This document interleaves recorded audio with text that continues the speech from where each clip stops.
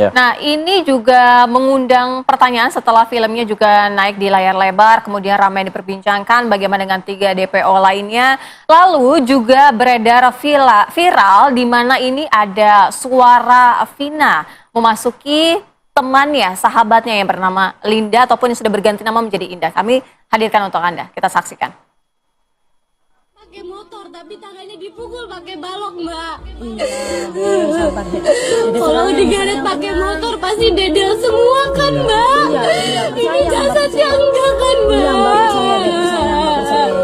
Jadi yang tenang di sana ya. Mbak, matiin semua, Mbak. Matiin semua, Dek. Mbak matiin semua. Mbak matiin semua buat Dedek. Tolong bantu. Ya, Mbak matiin semua buat Dedek. Yang kabur ke Jakarta jangan lupa, Mbak, itu anaknya, Mbak, itu.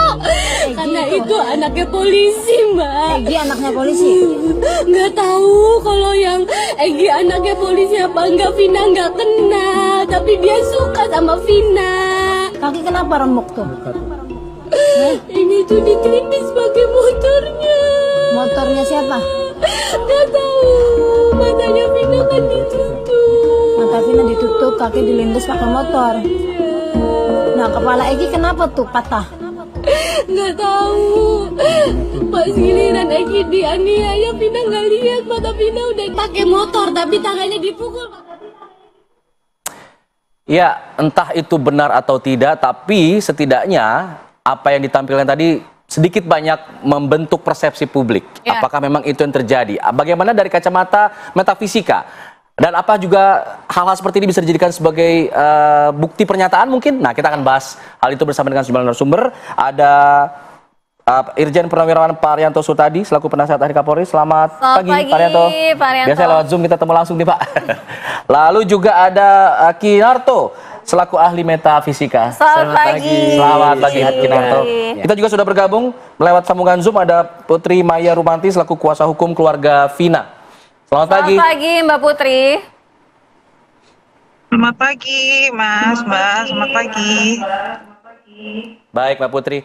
Nanti sebelum ke Mbak Putri, saya ingin ke Kinarto dulu. Kinarto, kalau kita lihat apa yang ditampilkan tadi, ada suara yang seolah-olah menunjukkan bahwa dia kerasukan arwahnya Vina. Nah, dari sisi metafisika, kerasukan atau arwah yang masuk ke dalam tubuh orang lain, ini penjelasannya gimana sih secara sains, mungkin secara metafisika seperti apa? Tapi boleh dijawab tapi setelah jeda. Banyak penasaran dulu pemirsa. Boleh ya? Kami kembali saat lagi tetap di sini. Tunggu jawaban Kinarto. Usai jeda. Tetap di Apa Kabar Indonesia Pagi. Ya, Anda kembali di Apa Kabar Indonesia Pagi. Sudah bergabung di studio bersama kami ada Mbak Putri Maya Rumanti selaku kuasa hukum keluarga Vina. Tadi dalam perjalanan sekarang sudah sampai. Selamat pagi, Mbak Putri. Selamat pagi, Mbak. Oke, sebelum Mbak Putri, saya ingin ke Kinarto tadi yang sudah tarik napas mau jawab. Kepotong. Kinarto tadi penjelasannya secara metafisika ini seperti apa sih? Orang-orang yang kerasukan, karena kan kalau dari sudut pandang agama kerasukan arwah itu tidak mungkin itu. Jin mungkin, tapi kalau arwah sepertinya kok diragukan gitu. Penjelasannya gimana? Ya, itu pendapat awam, kerasukan kemasukan arwah. Nggak mungkin, nanti akan ditanya lagi arwahnya masuknya melalui mana, ini dan lain sebagainya. Kalau udah masuk kemana? Jadi penjelasannya si Linda ini pasti berteman akrab dengan si Vina. Ketika orang berteman akrab, ada rasa, ada hubungan emosional. Ketika ada hubungan emosional, ada empatiknya tinggi. Dalam bahasa tertentu dikatakan termasuk sigma empatik. Ya, dari sigma empatik itu mereka si Linda itu mampu mencerap, empatinya tinggi, perasaannya mampu mencerap apa yang dipikirkan, apa yang dilakukan oleh Vina, terutama dalam kondisi sakratul maut. Ketika dalam kondisi sakratul maut, si Vina itu ada kekhawatiran, ketakutan dan lain sebagainya, dia menjerit apa dalam batin ini direkam oleh alam semesta. Nah, ketika terjadi sinergi antara Linda sama si Vina itu ada hubungan, dia mau mencerap informasi itu sehingga masuk diucapkan melalui kata-kata. Meskipun si Linda tidak berada di lokasi. Walaupun tidak ada di lokasi, energi yang sudah di alam semesta itu tidak terpengaruh ruang dan waktu. Dia mampu mencerap. Nah, dalam kondisi Linda dalam kondisi trans antara pikiran sadar dan pikiran bawah sadar.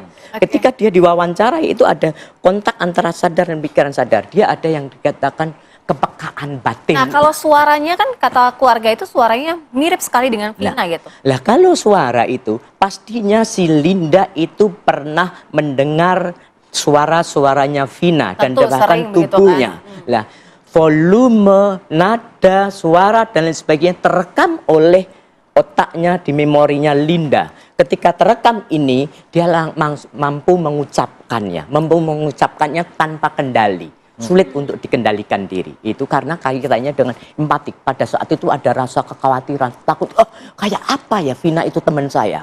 Nah pada saat itu dalam kondisi trans, kayak orang melamun itu masuk itu terucaplah seperti itu. Tapi bagaimana menjelaskan si Linda ini yang tidak berada di lokasi bisa menjelaskan secara detail kronologi kejadian di Lindas seperti itu. Ini ada hubungan begini-begini dengan si korban dan pelaku. Dan itu gimana menjelaskannya? Itu kan agak sulit diterima oleh akal. Ya. Dalam hal ini, kalau ditinjau dalam saat ini, apa yang jadi pikiran kita, ucapan kita direkam. Direkam. Yang rekam apa? Alam semesta yang dikatakan akashic record. Ketika akashic record itu orang mampu mencerap. Pada dasarnya orang itu boleh dikatakan punya antenanya di sini.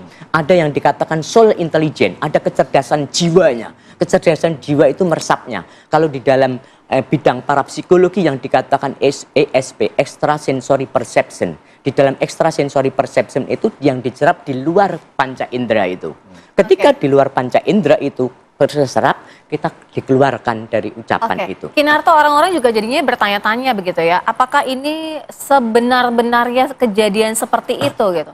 Nah, kalau bagaimana maksudnya dianalogikan ataupun dijelaskan secara metafisik ya? Ya, itu tadi saya jelaskan bahwa informasi yang ada di luar itu diserap sama sebagaimana kita pernah merasakan kehadiran seseorang. Ada hal kita apabila kita punya rasa bersalah dengan orang tua ataupun ada hubungan batin, hubungan kedekatan, itu seakan-akan orang tua itu muncul di hadapannya. Seakan-akan Vina itu muncul di hadapan Linda sehingga Linda itu bisa mengucapkan itu. Ada yang namanya transfer energi itu tadi. Karena adanya hubungan emosional kedekatan. Baik, kita ke Pak Haryanto. Pak Haryanto, kalau melihat seperti ini bagaimana nih kita melihat bukti ini bisa dijadikan petunjuk gitu? Ini kalau mau dijadikan bukti, itu adalah termasuk dalam golongannya petunjuk. Ya. Petunjuk? Di dalam teori pembuktian menurut KUHP itu, salah satu alat bukti adalah petunjuk. Petunjuk itu bisa berupa informasi, bisa berupa material, bisa berupa gambar dan sebagainya, yang terpotong-potong, dan apabila dirangkaikan, itu mengandung suatu informasi jalannya suatu cerita itu. Jadi ini seperti ini keterangan bahwa ini ada ini yang bunuh ini dan sebagainya, itu oleh polisi nanti akan dia ngomong gini, dia akan cek kepada siapa yang ngomong itu tadi, didalami lagi dengan periksaan saksi itu, maka itu jadi lebih lengkap kan, tidak hanya ini doang gitu. Rangkaiannya begitu ya? Rangkaiannya bisa rangkai, intinya hanya untuk memberikan keyakinan pada hakim bahwa mendengar cerita itu, oh ya emang ceritanya kayak gini gitu. Jadi nggak peduli itu tadi bunyinya cuma ngomongnya orang gini, karena ini bukan satu-satunya sebagai alat bukti itu hanya rangkaian saja petunjuk. Sepanjang itu sinkron, itu bisa dipakai oleh hakim untuk pertimbangan. Jadi apabila tidak sinkron mesti akan diabaikan. Tapi tetap harus dibuktikan dengan keterangan yang lain, yang mendukung begitu kan? Karena petunjuk beda ya, kalau ada kan alat bukti itu keterangan saksi, keterangan tersangka di persidangan, alat bukti itu nyata ya, barang bukti yang dipakai. Tapi kalau petunjuk itu rangkaian daripada informasi yang terkait satu sama lain, yang itu bisa mendukung keterangan itu untuk meyakinkan hakim. Kalau misalkan ada kata-kata yang disampaikan tadi tidak terbukti dalam atau barang bukti yang pada saat tahun-tahun silam gitu kan 2016 lalu. Artinya akan bagaimana ya melihatnya itu kan karena sudah berlalu juga gitu peristiwa. Ya, itu risiko daripada polisi ya. Kalau saya melihat ini dari satu penyidikan ya dulu. Menurut saya kasus ini sebenarnya yang kayak gini nih banyak terjadi pada masa lalu. Karena tugas polisi itu kan biasanya kan rakyat maunya kan kalau ada kejadian maka polisi harus bertindak. Dan bertindaknya itu harus 100% berhasil. Contohnya adalah bisa nangkep tersangkanya, bisa mengungkap kasusnya, bisa mengirimkan ke pengadilan. Nah ini kalau dari kasus ini saya lihat ya, dari 11 tersangka sudah dikirim 8 dan sudah diputus. Menurut saya ini sudah bagus kerjaan polisi. Cuman satunya adalah sekarang ini polisi harus buka ini. Tuntutan masyarakat sekarang itu bukannya sekedar kalau polisi itu ada satu kejadian, kemudian dia mengirimkan barang bukti, divonis, selesai urusannya. Dia masih memunculkan tuntutan keadilan gitu. Nah ini kelemahannya adalah ini dulu, ketika kasus ini sudah masuk ke persidangan, ada 11 tersangka kan waktu itu. Tapi kemudian kan yang 3 ini tidak ditindaklanjuti dengan keterangan bahwa ini masih DPO atau apa itu. Nah ini baru muncul kemudian belakangan ini setelah filmkan kan gitu. Itulah tuntutan masyarakat yang harus diwaspadai oleh polisi, bahwa sekarang kinerjanya dia diawasi betul oleh masyarakat. Masyarakat tidak puas hanya dengan ada apanya yang bisa dikirimkan ke pengadilan, tapi dia minta keadilan yang seadil-adilnya gitu. Berarti Pak Rianto menilai ini polisi terpaksa mau tidak mau harus membuka kembali kasus ini? Karena ada tekanan publik harus. Begitu? Ini suatu kewajiban dari polisi, bahwa karena ada data-data itu dia melanjutkan penyidikan yang masih belum ini ya dikerjakan.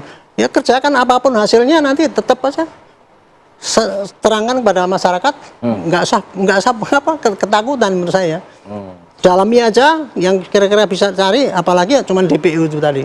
Iya. Wong DPO orang yang nyandra orang aja bisa ketangkep, apalagi ini kan udah jelas ini ada 11 orang ada 8 orang yang bisa bersaksi itu. Saya yakin ini pasti bisa dikejar lah kalau asalkan sungguh-sungguh, dan kemudian hasilnya apapun terangkan kepada rakyat, sehingga orang tidak curiga pada kita bahwa dulu itu kita memang sengaja memetiaskan ini dan sebagainya. Nah, kalau Pak Arianto melihatnya bagaimana nih? Kalau misalnya kan kita kan pengennya tadi masyarakat juga memantau gitu ya peristiwa ini. Nah, artinya apa yang menjadi kendala dari pihak kepolisian? Karena kan kalau misalnya dari geng motor, dari kesaksian, artinya kan sudah bisa dijelaskan identitasnya gitu kan. Tapi kenapa nangkep ini susah banget gitu? Ya gitulah, masyarakat selalu berasumsi ya bahwa pekerjaan itu kayak balik tangan kan gitu, Mbak. Itu padahal pekerjaan itu pelik gitu, Pak. Dan saya bisa mengatakan ya, polisi itu bisa mengungkap satu kasus itu, Pak. Nomor satu adalah faktor luck, faktor keberuntungan. Kadang-kadang ada kasus yang gampang tapi mudah diungkap tapi tidak terungkap. Ada yang kasus sulit banget tapi kok gampang sekali terungkap.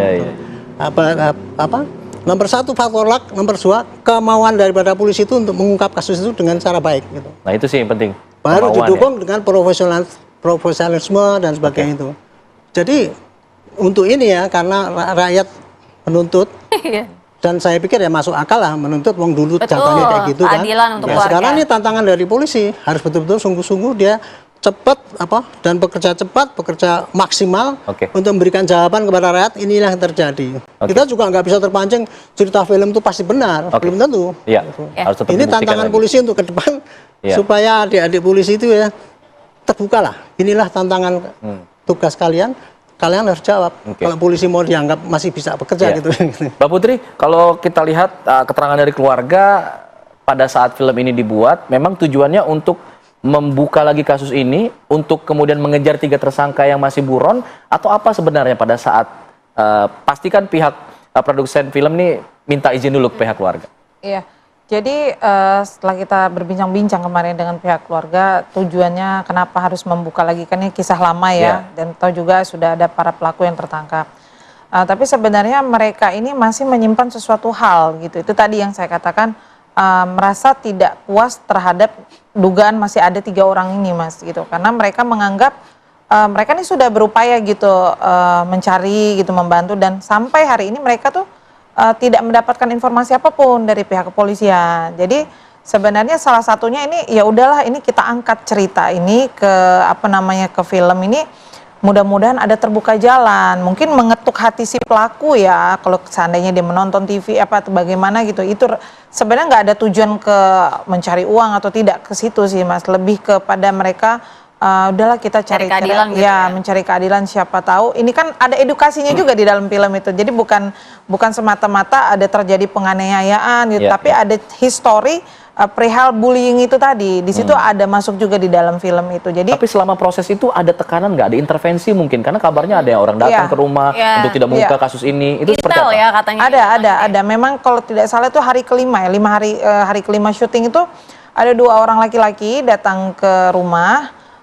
Menanyakan kenapa kisah ini dibuat film, katanya harusnya jangan dibuat film ya, mungkin ada sedikit penekanan lah terhadap keluarga, dan di situ ibu almarhum tuh kebingungan begitu, karena kan film sudah mulai berjalan kan syuting, tetapi dari pihak produser meyakinkan bahwa ya ini hak kita, hak kalian gitu. Karena siapa orang itu yang menunjukkan identitaskah? Siapa? Tidak, dia tidak menunjukkan identitas. Tapi sempat mengucapkan bahwa Intel begitu ya? Iya, dia mengaku aja Intel. Iya, tapi tidak tahu dari mana. Kata-katanya juga sempat disampaikan, karena ibu dari Vina juga mengatakan bahwa ketakutan kakak Vina ini, Mariana ini akan diapa-apain gitu ya? Sempat khawatir gitu. Ada tidak kata-kata pada saat itu diucapkan yang menyudutkan atau mengancam begitu?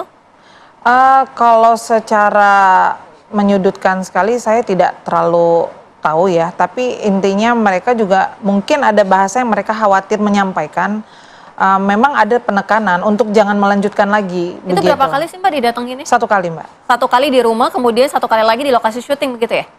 Ya, kurang lebih seperti itu ya. Ngasih ancamannya ada ancaman konsekuensi jika kemudian ini sampai tayang akan ada begini-begini? Tidak ada, sampai ke situ tidak ada. Cuman melarang aja, jangan diteruskan lagi gitu. Melarang itu alasannya aja. Pada saat itu yang disampaikan ketika bilang jangan ditayangkan? Ya dia hanya menyampaikan jangan diteruskan aja film ini. Oke, setelah film ini tayang, lalu kemudian akhirnya kasusnya diambil oleh Barreskrim Polri, artinya kan dapat perhatian lebih nih. Ada perubahan apa? Informasi mungkin diterima baru oleh pihak keluarga terkait kasus ini? Kalau secara langsung dari Barreskrim Polri, kita belum mendapatkan informasi apapun. Dengan kemarin kita komunikasi dengan Kepolisian Polda Jabar juga mereka masih mencoba lagi untuk melakukan pencarian. Dan justru kita mendapatnya dari para informan-informan kita sendiri gitu. Ada informasi dari netizen gitu. Jadi sebenarnya kalau kami melihat di sini sangat tidak sulit ya mencarinya kalau benar-benar itu orang yang dituju. Oke, Mbak Putri tadi informasi-informasi dari informan itu apa aja yang Mbak Putri dapatkan dari pihak keluarga juga? Itu langsung ke kami sih, tidak ke keluarga. Oke, itu jadi apa saja? Menunjukkan beberapa foto yang diduga memang satu geng dengan orang-orang yang sudah tertangkap. Jadi kan kemarin itu waktu saya Egy ini kenal dengan Eki dan kenal juga dengan Vina begitu ya? Iya, memang si Egy ini suka sama si Vina, almarhum Vina. Dan si Vina sudah memiliki pacar si Eki begitu. Jadi kurang lebih seperti itu lingkarannya. Jadi memang bukan teman-teman satu tongkrongan main banget gitu, tidak gitu. Kalau identitas dari keluarga Egy sendiri sudah diketahui juga dari netizen, mungkin informasi-informasi atau informan gitu? Iya, kalau kemarin saya dapat informasi si Egy ini bukan anak polisi, justru dia anak anggota DPRD malah. Oke. Iya, duganya tuh anak. Dan DPRD daerah? Cirebon. Oke. Pak Arianto, ini kan dari apa yang disampaikan oleh kuasa hukum, ada petunjuk kalau tadi bisa dibilang, ada tekanan, intervensi, ada juga kemudian hubungan-hubungan dengan si korban dan sebagainya. Nah ini bagaimana polisi harusnya bertindak menindaklanjuti petunjuk-petunjuk seperti ini? Apapun yang muncul ya di lapangan itu tadi misalkan ada Egy ini dan sebagainya, itu kalau polisi memang serius ya, ini harus didalami. Dia langsung reaktif itu ya, harus dicari lagi orangnya apakah benar kayak gini. Intinya apapun informasi yang muncul itu harus dibuktikan apakah informasi itu bisa dipercaya apa tidak. Disitulah kegigihan daripada penyidik untuk meneruskan penyidikannya. Bagi saya ya, seperti ini sekarang Polda udah ambil alih, Barreskrim ambil alih. Itu tidak ada gunanya sama sekali menurut saya ya. Karena apa? Ini kasus kan udah 8 tahun yang lalu. Yang bisa mengungkap itu adalah penyidik yang saat itu yang terjadi. Nah kalau sekarang di backup oleh Polda, tahu apa dia untuk ke situ kan? Justru sebetulnya itu ya mempercepat penyidikan itu, ada informasi-informasi kayak gini ini tadi dikumpulkan dan kemudian langsung ditindaklanjuti dan hasilnya diumumkan kepada rakyat. Hasilnya itu bahwa ternyata kita udah kumpulkan memang ada indikasi 3 orang ini dan sekarang diperkirakan orang ini harus ada di sini. Syukur-syukur bisa diteruskan. Jadi bagi saya ini justru polisi terima kasih kepada sudah difilmkan, kemudian medsos semua membantu. DPO tuh ya paling mudah apabila rakyat membantu. Melihat. Kalau rakyat itu membantu mudah. Ini contoh teroris dulu, Pak. Kita dulu sulit sekali untuk nangkap terorisnya. Tapi begitu partisipasi masyarakat menyampaikan pada kita, di mana mereka sembunyi disampaikan pada kita gampang nangkap sekarang. Nah, sama juga dengan kayak gini, umumkan aja gitu ya, misalkan ini kalau rakyat semua ikut, tolong bikin apa istilahnya pusat informasi yang menampung, ada informasi ditampung, itu tindak lanjutnya. Saya kira itu lebih sukses ketimbang daripada kita di backup dari pusat. Ini saya kira ya jadi memang normatifnya kayak gitu, tapi kalau mau efektifnya ya harusnya penyidikan itu diperdalam. Syukur-syukur yang penyidik yang dulu yang nangkami itu dipanggil kembali, kita lanjutkan lagi. Terakhir itu semua informasi sudah disampaikan kepada pihak kepolisian, termasuk tadi ada informasi menyatakan bahwa Egy itu merupakan anak anggota DPRD Cirebon? Saya belum, baru tadi malam soalnya sampainya. Jadi ada foto-fotonya juga sudah ada dikirimkan juga sama beberapa orang yang memberikan informasi. Ya, semoga segera terungkap ya. Kinarto, terakhir mungkin untuk menjelaskan kepada publik agar tidak ada salah paham antara apa yang mereka lihat soal soal apa namanya pernyataan-pernyataan ke arwah lain sebagainya agar publik lurus gitu melihatnya melalui akal sehat. Ya, terima kasih. Saya harapkan masyarakat termasuk kita semuanya jangan cepat menghakimin. Ya, karena dengan adanya cepat menghakimin itu menjudgment seseorang. Jadi pada dasarnya kata orang kerasukan arwahnya masuk itu adalah tidak benar. Dalam pengertian tidak sesuai dengan kenyataan. Hanya masyarakat mengatakan karena nggak ngerti, oh itu kemasukan arwahnya. Pada dasarnya semua orang itu mempunyai kemampuan untuk menyerap informasi, emosi seseorang. Dalam hal ini kita punya rasa empati. Ketika rasa empati muncul, apa yang Mas rasakan semuanya, kesedihan, terutama kesedihan itu terserap ketika ketemu. Loh, kadang-kala dari jarak jauh pun ada hubungan dekat. Yang lain sana sakit ataupun sedih, kita terasa merasakan empati dan lain itu yang sebagainya. kemudian Kadang-kala muncul terwujud dalam bentuk mimpi, kadang-kala muncul dalam bentuk ini tadi karena ucapan ini tadi. Karena ada dalam ucapan itu dia ada kedekatan emosional, ada keguncangan jiwa. Si Linda itu temennya mati seperti itu, keguncangan jiwa. Ketika keguncangan jiwa muncul ada reseptor-reseptor tertentu dalam tubuh kita itu mampu menyerap informasi yang dikaitkan dengan emosi seseorang, terutama emosi yang paling tinggi saat si Vina itu pada saat terakhir sakratul maut itu mengerang kesakitan, menyebut dan sebagainya, itu mudah direkam oleh alam semesta. Baik. Terima kasih Kinarto, terima kasih Pak Rianto, terima kasih juga Mbak Putri. Kita harapkan nanti polisi bergerak cepat menindaklanjuti informasi-informasi baru sehingga kasus ini bisa terbuka luas dan bisa terang benderang. Kasusnya 3 orang yang buruan bisa segera tertangkap.